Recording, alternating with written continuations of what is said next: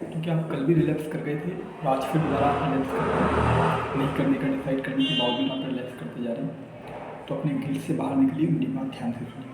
देखिए, ये जो चीज़ बार बार हो रही है ना, इसका सिर्फ इतना सा मतलब है कि आपका ब्रेन वही चीज़ रिपीट कर रहा है जो वो जानता है, जिसमें उसे मज़ा आ रहा है, जिसमें उसे प्लेजर मिल रहा है, उस चीज़ को रिपीट करता जा रहा है। इसका ये मतलब बिल्कुल नहीं कि आप बहुत ज़्यादा वीक हैं, कोई आशा की किरण नहीं बची इसलिए रिलैक्स होता जा रहा है। ये सिर्फ ब्रेन फेमिलियर उस चीज़ के लिए, उस पैटर्न के लिए, इसलिए वो वही चीज़ करता है। देखिए, मैं आपको बता रहा हूँ कॉमन क्या क्या चीज़ें होती हैं जिनके कारण रिलैप्स कॉमनली रिपीट होता है। कुछ चीज़ें ऐसी हैं जिन्हें हम मैनेज नहीं करते हैं, जैसे कि वन ऑफ दी उसमें खास है आपका रूटीन। जब आपने अपना रूटीन इतना ज़्यादा आपका गड़बड़ हो रहा है, कोई सोने उठने का टाइम नहीं है, आपका खाने पीने का टाइम नहीं है, मतलब कभी भी कुछ भी चल रहा है, कभी भी सर में पड़े हुए हैं, कभी भी खा पी रहे हैं, कभी भी उठ रहे हैं, तो रूटीन अगर डिस्टर्ब होता है तब इसके चांसेस होते हैं काफ़ी ज़्यादा। इसके अलावा दूसरी चीज़ होती है स्ट्रेस।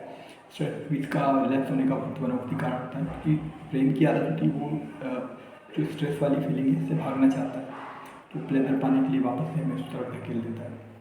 इसके अलावा कुछ कॉमन ट्रिगर्स होते हैं जो हमें बार बार रिलैक्स करवा देते हैं। अब अगर हम उन ट्रिगर्स को पहचानेंगे नहीं, उन पर काम नहीं करेंगे, उनको बदलने की कोशिश नहीं करेंगे, तो भी ये बार बार आदत रिपीट होती है। मान लीजिए कोई खास साइट है जिस पे जाने के बाद आप उस तरफ जाते हो, तो आप उस चीज़ को बदलेंगे ही नहीं, तो भी ये रिपीट होता रहेगा बार बार। इधर आप अपने इन्वायरमेंट को नहीं बदलेंगे। मान लीजिए आपकी आदत है दिन भर बिस्तर पर पड़े रहने की, तो भी वहाँ चांसेस होते हैं लेटे हुए बिस्तर पर पड़े रहते, मोबाइल अगर देखते रहेंगे तब भी इसके चांसेस होते हैं।